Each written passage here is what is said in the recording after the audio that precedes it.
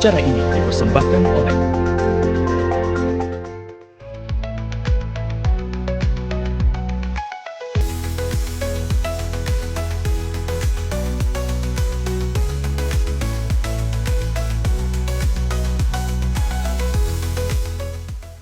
Selamat pagi pemirsa, Anda berjumpa kembali bersama dengan kami di program Inspirasi Pagi. Dan pada kesempatan kali ini kita akan membahas terkait dengan permasalahan yang mungkin seringkali menjadi hal yang cukup membuat kesal warga kota Surabaya begitu ya.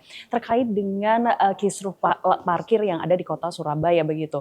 Banyak sekali kasus yang sudah beredar di sosial media dan banyak sekali yang juga sudah membahas. Namun kali ini kita akan membahas lebih dalam lagi bersama dengan Bapak Eri Irawan. Beliau adalah Ketua Komisi C DPRD Surabaya. Selamat pagi Pak Eri. Pagi, Mbak.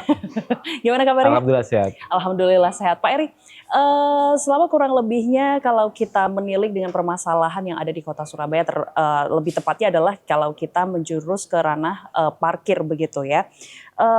Penyebab utama dari banyaknya permasalahan parkir khususnya soal retribusi begitu, yang ternyata justru mengalami penurunan begitu kalau kita melihat dari LPJ APBD 2025. Nah, kira-kira yang menjadi penyebab utamanya dari apa, Pak Eri? Ya, kalau dari sisi PAD, kita melihat memang salah satu masalah paling utama dari sisi payment ya, dari sisi sistem pembayarannya. Maka sejak tahun ini kan ada solusi digitalisasi itu, nah, yang sebenarnya sudah mulai bergaung mulai Januari 2026, tapi secara efektif mulai masif itu sekitar bulan April-Mei 2026. Nah, mulai bulan April sampai pertengahan bulan ini, bulan Juli ini, proses menuju pertengahan Juli ini, sudah ada berbagai macam pembenahan soal dari sisi pembayaran parkir. Pertama adalah sudah tidak ada lagi penerbitan karcis parkir baru. Jadi semuanya fully digital. Nah, fully digital baik itu melalui kris, kartu uang elektronik maupun voucher parkir. Nah, memang voucher parkir ini bisa dikatakan tidak full digital begitu, tetapi ini bagian dari upaya pemerintah kota dan DPRD untuk menghadirkan layanan yang inklusif bagi semuanya. Karena ada juga segmen masyarakat Surabaya ini yang belum terakses ke keuangan digital, maka bisa menggunakan voucher parkir tadi. Tapi yang jelas untuk penerbitan karcis parkir yang dari Dinas Perhubungan yang biasanya kita dapatkan di tepi jalan itu, buku ya, dan ada sparasi itu sudah tidak ada lagi. Jadi semuanya beralih ke digital dan voucher parkir itu tadi. Jadi ini bagian dari upaya kita memperbaiki tata kelola parkir. Dan alhamdulillah teman-teman petugas parkir, kemudian Dinas Perhubungan dan masyarakat, saya kira ini satu frekuensi untuk menyukseskan ini, meskipun tentu masih ada 1-2 kendala di lapangan. Baik, ya kalau misal memang kita berada di lokasi tengah Surabaya begitu ya Pak, saya memang sudah bisa melihat beberapa lokasi parkir pinggir jalan begitu itu memang sudah menggaungkan bahwa digital. Namun kalau misalnya kita melihat sekarang yang soal voucher parkir tadi itu Pak, itu tuh bagaimana kelanjutannya? Karena beberapa waktu kemarin saya masih ingat sekali kita sempat membahas terkait dengan hal itu, lalu sekarang perkembangannya seperti apa? Ya sekarang sudah semakin banyak masyarakat yang tersosialisasi ya soal voucher parkir ini, dan Dinas Perhubungan sudah menjual ini di kantor-kantor kelurahan, kemudian juga di pusat-pusat keramaian termasuk di Car Free Day dan tempat-tempat mal pelayanan publik, termasuk di beberapa toko retail modern, meskipun belum semuanya, tapi ada sekitar 10-15 toko retail modern yang sudah mulai kita bisa membeli di situ. Nah, ini bagian dari upaya agar semakin banyak masyarakat yang mengetahui ini, terutama masyarakat yang belum memiliki akses keuangan digital. Dan sebenarnya ini sama saja sebenarnya, kalau kita bayar kris 2.000, ini juga bayar voucher parkirnya juga 2.000. Sebenarnya ini untuk mempercepat juga. Misalnya kalau bayar pakai kris atau kartu uang elektronik kan kita masih butuh proses ini ya menyalakan handphone dan segala macam. Nah, kalau voucher parkir sudah langsung kita kasihkan saja ke petugas parkirnya. Dan kita ini istilahnya kan beli di depan. Misalnya kita memproyeksikan dalam sebulan ini kita akan biasanya parkir ya 20 kali atau 10 kali, maka kita cukup beli voucher parkir ya 10 kali itu, 10 tiket. Jadi toko-toko retail modern yang sudah ditunjuk dan di kantor-kantor kelurahan. Jadi memudahkan warga juga, lebih cepat juga. Baik, saya masih mau menggarisbawahi kembali terkait dengan yang pembayaran via digital begitu ya. Masih banyak beberapa temuan di luar sana itu yang ternyata pembayaran parkirnya masih tetap menggunakan cash. Itu bagaimana Pak? Ya, ini sebenarnya sudah tidak diperbolehkan ya, sudah tidak diperbolehkan, termasuk Saya kemarin ke salah satu sentra wisata kuliner di Kecamatan Sukolilo juga sudah memakai kris begitu. Jadi sudah full digital dan sebelumnya selama 3 hari proses krisnya ini diproses, mereka meniadakan parkir. Jadi tetap ada yang jaga, kemudian tapi tidak ditarik parkir. Ini artinya kesadaran masyarakat dan petugas parkir mulai tumbuh bersama-sama kita menyukseskan program ini. Jadi begitu krisnya jadi mereka baru bisa jalan.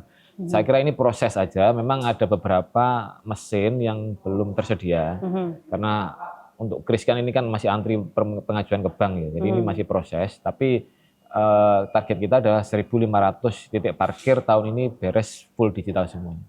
Baik.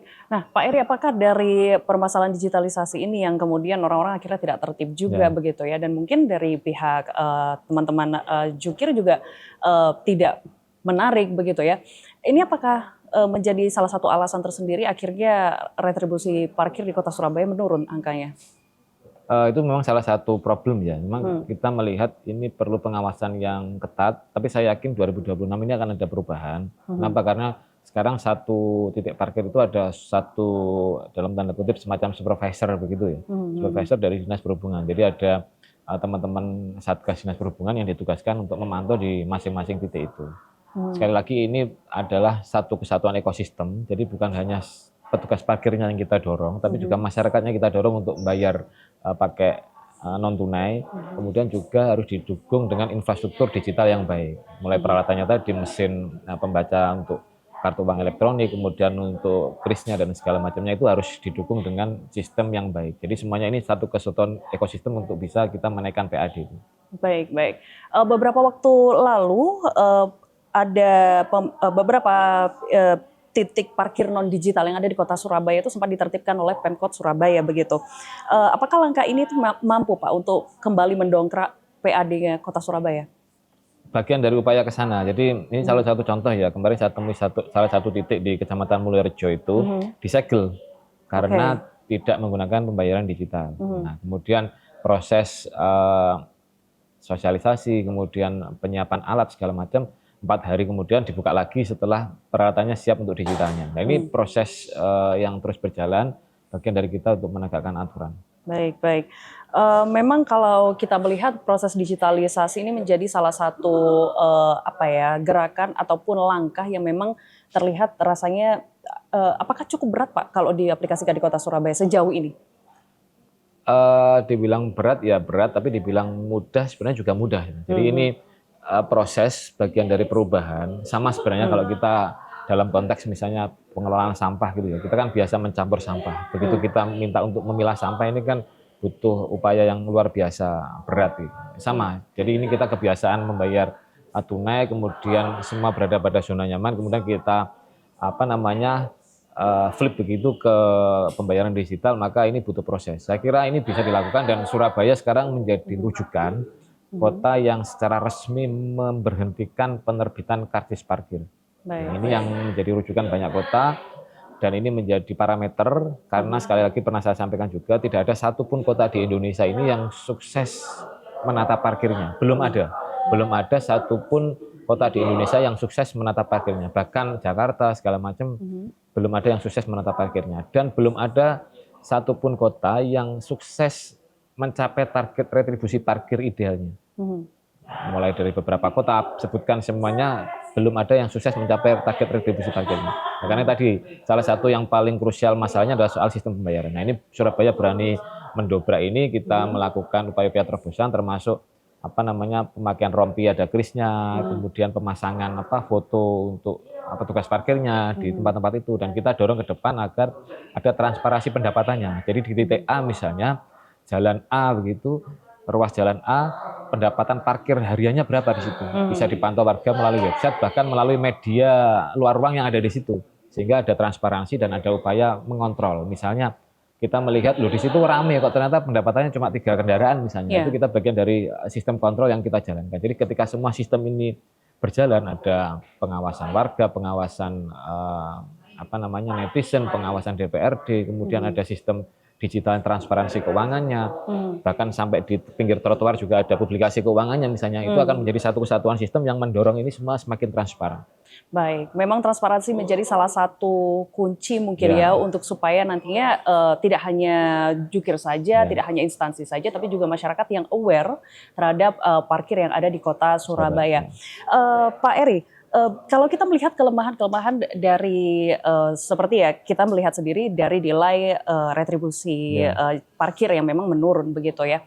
Apakah salah satu alasannya adalah dari adanya kecurangan, Pak? Bentuk kecurangan dari oknum-oknum yang ada di dalamnya atau bagaimana? Pernah ada temuan sebelumnya?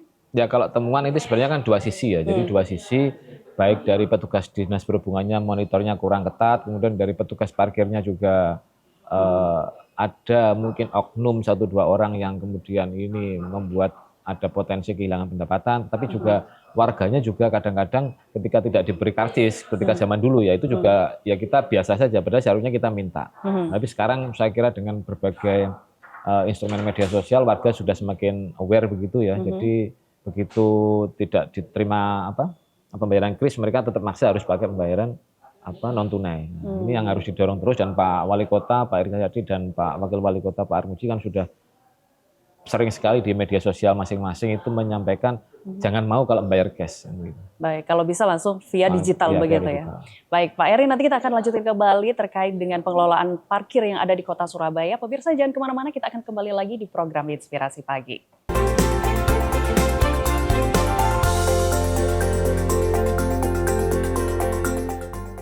Membedah informasi dengan ketajaman analisa. Sudah jelas maknanya apa yang disampaikan oleh Presiden Prabowo Subianto. Pak Prabowo itu paham geopolitik.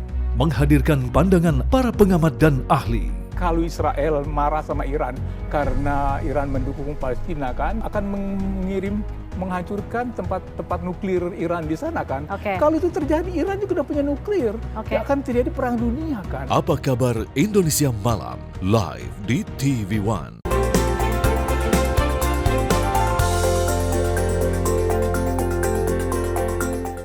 Pemirsa, Anda kembali lagi di program Inspirasi Pagi, masih bersama dengan saya Paramita Bromawi, dan kita juga masih membahas terkait dengan lahan parkir yang ada di Kota Surabaya, penertibannya, dan memang di Indonesia sendiri juga masih menjadi salah satu bentuk struggle, tidak hanya di Surabaya saja, namun berbagai kota yang ada di Indonesia. Namun kalau tadi kita sudah membahas sedikit terkait dengan bagaimana retribusi parkir yang cukup menurun di Kota Surabaya, kali ini kami akan berbicara terkait dengan apakah memang benar-benar seperti itu, Pak? Maksudnya dengan segala bentuk mungkin adanya bentuk kecurangan dan lain sebagainya, apakah dari bentuk pengawasannya sendiri itu yang kurang kuat atau bagaimana? Ya, saya kira sekarang semuanya simultan ya, kita melakukan pengawasan bareng-bareng. DPRD juga sering sekali turun ke masalah parkir ini. Kemarin kita cek soal teknologi CCTV-nya, kemudian juga penerapan beberapa titik-titik parkir yang sudah fully digital itu kita pantau betul, dan saya kira ketika ini semua didorong pengawasannya semakin baik, ini insya Allah PAD juga akan terus meningkat. Dan kita melihat sekarang pasca penerapan digitalisasi ini, kalau kita melihat trennya itu ada kenaikan sekitar 10%. Jadi sekitar 2-3 bulan terakhir ini ya. Jadi karena yang memang benar-benar sudah sangat masif digitalisasinya. Tapi ini yang belum semuanya. Nah, nanti kalau misalnya sampai akhir tahun sudah 1.500 titik, saya kira akan before afternya sangat kelihatan dari sisi kenaikan pendapatan. Dan di beberapa case di kota-kota di dunia itu ketika tahun pertama transisi penerapan parkir ke manual ke digital itu kenaikan PAD-nya sekitar 10%. Itu beberapa kota di Swedia itu ada riset semacam itu. Jadi memang tapi butuh transisi sebelum kemudian kita mencapai ke peak idealnya sesuai dengan kajian kan kita per tahun pendapatan dari parkir tepi jalan umum sekitar 75 miliar. Baik, mungkin kalau itu kan dari bagaimana instansi sebagai pengawas begitu ya Pak. Tapi kalau misalnya kita melihat kan pasti kalau diawasi saja mungkin akan akhirnya ada yang bentuk-bentuk kecurangan lainnya yang mungkin tidak terlihat begitu. Adakah sanksi yang memang betul-betul memberatkan begitu Pak? Karena kalau misalnya hanya ditegur saja, ujung-ujungnya akan terulang kembali. Sanksi-sanksi ringan juga rasanya sudah banyak sekali diberikan kepada mereka-mereka yang berbuat curang begitu. Namun sekali lagi tetap saja kembali terjadi begitu. Itu bagaimana? Ya ini sekarang kemarin kami baru saja rapat dengan Dinas Perhubungan, itu memang ada perubahan perilaku ya, ada perubahan perilaku baik dari masyarakat maupun dari petugas parkirnya. Jadi masyarakat sudah semakin aware ke pembayaran digital dan petugas parkirnya untuk melanggar dalam tanda kutip itu mereka berpikir 2 kali. Kenapa? Karena dendanya sudah sekarang 200.000. Nah, begitu mereka harus bayar denda, otomatis kehilangan uang yang begitu besar. Gitu. Jadi mereka sudah semakin tertib. Nah ini dan kita melihat tren penurunan jumlah pelanggaran dari sisi jukir liar ya, misalnya jukir liar, kemudian dia tidak mengajukan kris, kemudian dia tidak tidak sesuai dengan KTA-nya itu semakin menurun. Jadi mulai bulan April sampai Juni itu ada penindakan 700 tindak pidana ringan, 700 terhadap para petugas parkir. Setelah itu sekarang ini trennya sudah mulai menurun. Ya, ini menjadi sinyal bahwa semua ada kesadaran bersama untuk kita mendorong pengelolaan parkir ini semakin baik. Baik, mungkin salah satu pengelolaan yang cukup baik ya, yang bisa warga Surabaya rasakan selain bentuk pembayaran begitu ya, adalah rapinya pengelolaan lahan parkir begitu ya. Yang mana sekarang ini beberapa titik juga sudah tidak diperbolehkan lagi untuk parkir di trotoar begitu. Begitu pula juga dengan para penjual biasanya. Namun kalau kita menilik juga di lapangan, masih banyak titik temuan yang area trotoarnya itu masih digunakan untuk lahan parkir. Nah itu bagaimana Pak pengawasannya? Ya itu kita kemarin sudah rapat dan melibatkan semua perangkat kewilayahan ya. Jadi camat, lurah harus benar-benar memantau agar setiap jalur pejalan kaki itu memang difungsikan sesuai dengan fungsi awalnya untuk pejalan kaki. Jadi tidak boleh untuk parkir, tidak boleh untuk bangunan liar dan segala macam yang harus ditertibkan. Nah kita bersyukur ini beberapa ruas jalan sudah semakin baik dan penataan parkirnya juga semakin oke. Jadi misalnya Jalan Belauran dulu kan dikeluhkan sampai 2 baris sampai 3 baris, kemudian kita koordinasikan dengan Dinas Perhubungan, Pak Wali Kota turun, sekarang kan hanya 1 lajur, sehingga menjadi rapi dan mobilitas pengguna jalan itu tidak banyak terganggu. Kemudian di wilayah Gedung Doro misalnya yang menjadi ikon kuliner malam di kota Surabaya itu parkirnya sudah ditata di seberangnya, sehingga itu menjadi lebih lebih lengang dan secara mobilitas warga juga semakin mudah begitu, sehingga otomatis kita juga berharap dengan kelancaran ini kuliner-kuliner juga tumbuh dengan baik, tapi dengan sesuai dengan aturan. Sehingga kita berharap ekonomi juga tumbuh, parkirnya terkendali dengan baik, dan mobilitas warga juga lancar. Baik, baik. Itu adalah harapan warga masyarakat Kota Surabaya begitu ya Pak. Karena memang mungkin salah satu kendala pada saat mobilitas mereka terkendala karena parkir yang liar itu tadi ya. Salah satunya kemacetan itu, sehingga ini ditertibkan secara bertahap, termasuk beberapa PKL yang memakan bahu jalan, tetapi tetap ada solusinya ya. Jadi kita berharap Pemkot tetap ada solusinya, seperti contoh di Jalan Nias itu yang kemarin sempat rame, kan ada solusi untuk dipindah ke tempat lain. Jadi ada tempat.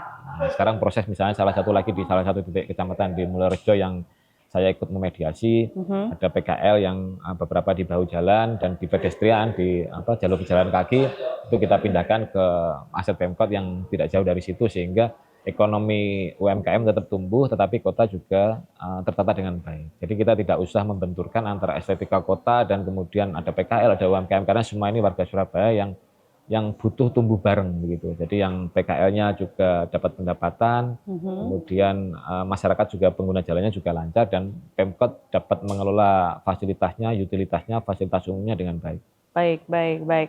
Mungkin kalau kita melihat bagaimana lahan parkir yang ada di Kota Surabaya itu kan memang banyak dan masif. Bahkan sekarang juga ada titik-titik tertentu di mana mereka juga bisa, seperti di Jalan Tunjungan begitu contohnya.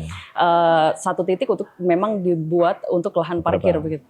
Nah, apakah memang hal ini sudah dinilai efisien Pak untuk pengelolaan lahan parkir yang seperti ini, yang memang titik tertentu di situ ada satu lahan parkir yang bisa digunakan oleh warga masyarakat? Seharusnya konsepnya memang seperti itu ya, konsepnya memang seperti itu. Cuma kan memang di beberapa ruas jalan itu kita kesusahan mencari lahannya, sehingga masih sebagian parkirnya di tepi jalan umum. Nah, untuk tempat-tempat yang memang ada lokasi kantong-kantong parkirnya itu kita dorong ke arah penggunaan satu kantong parkir untuk bersama. Nah, ini tentu lebih mudah dan lebih memudahkan orang dalam bermobilitas. Nah, cuma memang kendalanya memang karena Surabaya ini sudah sangat padat, tidak semua ruas jalan itu punya titik kantong parkir yang bisa digunakan. Sehingga misalnya di Embong Malang kan tetap kita harus memakan tepi jalan umum. Tetapi ini dengan pengaturan yang baik, dengan satu lajur, kemudian dengan pengawasan dan sistem yang digital tadi, saya kira semuanya bisa tertata dengan baik.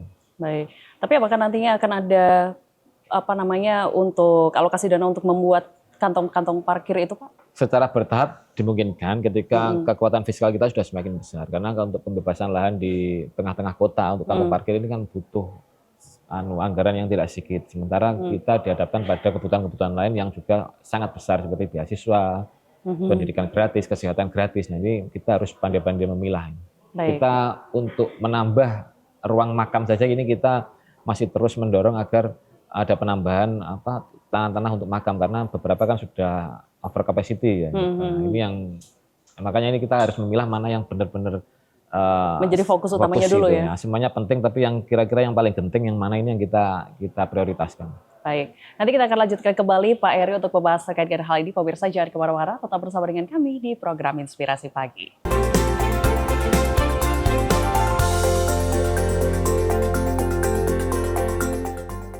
Membedah informasi dengan ketajaman analisa. Sudah jelas maknanya apa yang disampaikan oleh Presiden Prabowo Subianto. Pak Prabowo itu paham geopolitik.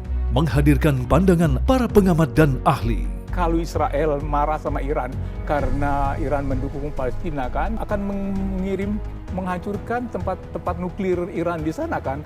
Kalau itu terjadi, Iran juga udah punya nuklir. Akan terjadi perang dunia kan. Apa kabar Indonesia Malam live di TV One.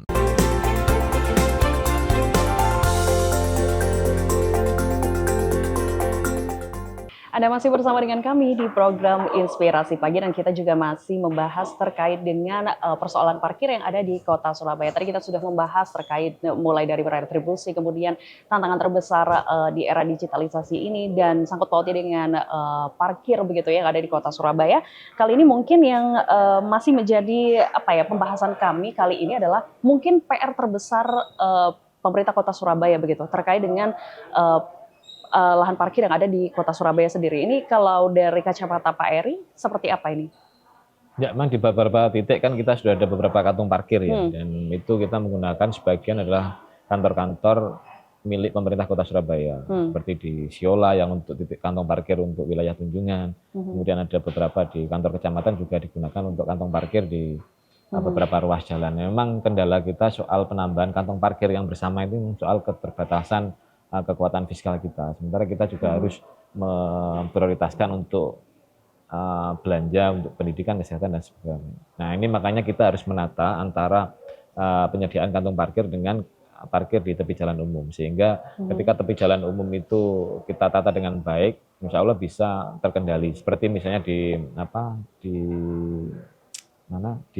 Jalan Tunjungan begitu. Yang dulunya ada tepi jalan umum, sekarang dimasukkan di kantong-kantong parkir. Nah, sementara yang di wilayah lain, misalnya di Blauran, dari beberapa ruas jalur gitu, kita menjadikan satu lajur sehingga lebih rapi begitu. Nah, ini saya kira semuanya bisa dikonsep dengan baik oleh pemerintah kota bersama DPRD agar masyarakat ini semakin nyaman. Jadi kita tidak perlu menambah kantong parkir baru karena keterbatasan anggaran, terutama di daerah-daerah yang padat begitu ya. Nah, ini kita bisa menggunakan kolaborasi dengan misalnya ruko-ruko yang ada di sekitarnya untuk dikolaborasikan sebagai kantong parkir. Nah, kemudian juga penataan di tepi jalan umum sehingga PKL tetap tumbuh dengan baik, UMKM tumbuh dengan baik, penataan parkiran juga tetap baik. Baik, mungkin kalau kita melihat dari sistemnya begitu ya, atau dari lahannya di lapangan secara real kita sudah bisa melihat kantong-kantong parkir itu begitu.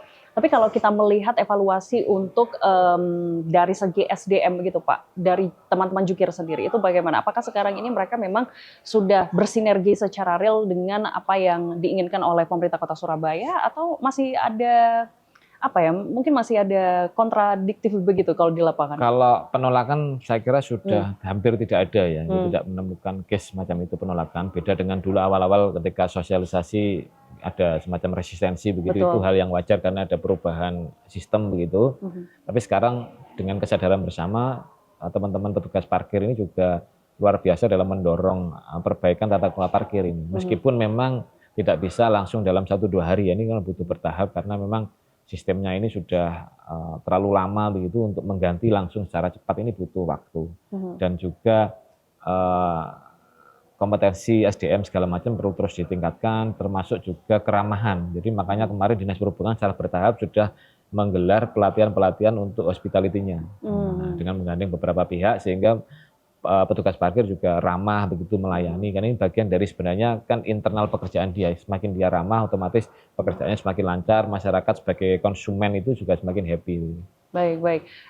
Beberapa temuan kasus begitu Pak terkait dengan, kalau kita sedikit menyinggung begitu terkait dengan hospitality dari teman-teman para jukir, mungkin beberapa sudah memang mengaplikasikan apa yang memang sudah diberikan begitu ya. Namun kalau temuan-temuan di sosial media yang seperti dibagikan oleh beberapa warga Kota Surabaya begitu terkait dengan pengalaman mereka, ada beberapa hal itu yang mungkin masih menemukan yang kurang ramah. Kemudian salah satu temuan yang kemarin itu sempat viral di sosial media adalah barang hilang pada saat di lokasi kantong parkir itu. Nah, apakah hal seperti ini tidak ada sanksi yang memberatkan teman-teman oknum-oknum ini? Ya, itu ada mekanisme ya. Kalau misalnya soal tidak ramah ke pengunjung, kemudian ada yang kemarin membentak-bentak, itu bagian dari mekanisme internal, ada peringatan dan segala macamnya. Tapi ini case ini kan pasti akan ada begitu, 1, 2, 3 begitu, ada deviasi kebijakan dari yang ideal seperti ini, maka implementasinya pasti ada penyimpangan begitu.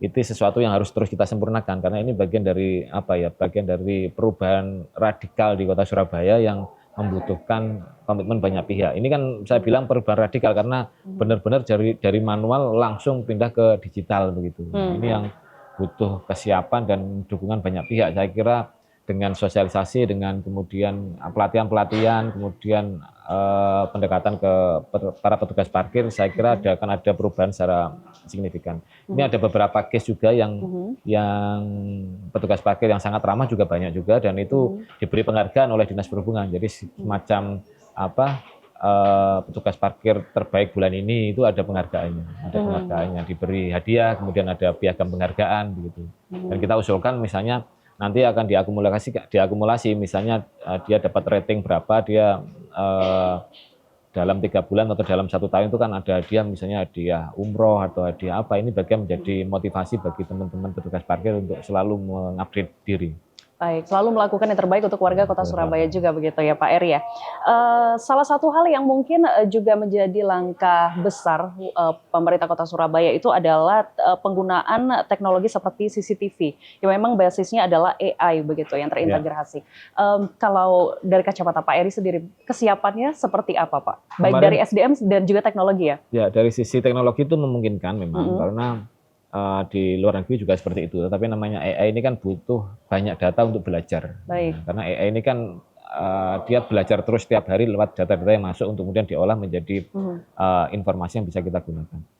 Kemarin kita cek di 2 titik, itu di Taman Bungkul dan di wilayah sekitar Pemkot Surabaya, itu memang ada beberapa error begitu ya, error kecil begitu yang ini akan sedang disempurnakan oleh beberapa penyedianya.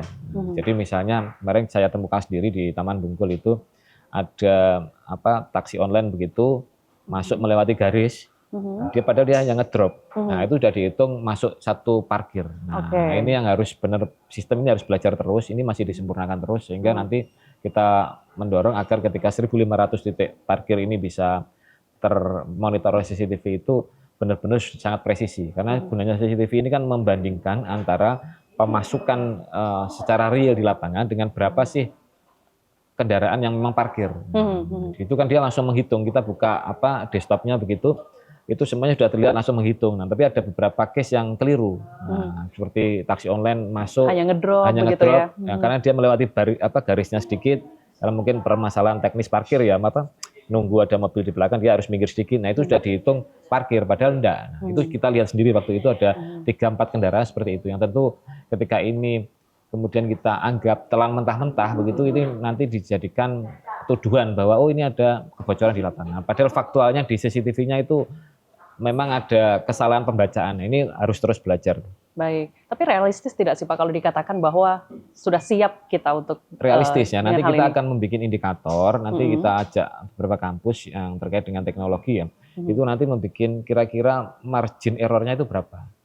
Karena pasti di lapangan ada margin error ya. Kalau misalnya di CCTV-nya ini 200 kendaraan, ternyata yang di-store hanya 30. Nah, ini kan terlalu besar margin errornya. Berarti ini yang error yang mana? Nah, kalau yang case-case kayak semacam saya sebutkan tadi itu mungkin margin error-nya 5-10%. Nah, itu mungkin sesuatu yang bisa kita toleransi karena ada kesalahan sistem. Tapi ini ketika semakin belajar itu semakin sempurna dan kita harap margin error-nya semakin kecil. Baik, semoga apapun bentuk hal-hal yang mungkin direncanakan oleh pemerintah Kota Surabaya untuk menertibkan kembali parkir-parkir yang ada di Kota Surabaya ini semakin bisa terrealisasi begitu ya Pak Eri. Terima kasih atas pembahasan kita pada kesempatan kali ini, dan pemirsa kita akan ketemu kembali bersama dengan Anda di program Inspirasi di episode selanjutnya. Saya Parapita Brumai pamit, sampai jumpa.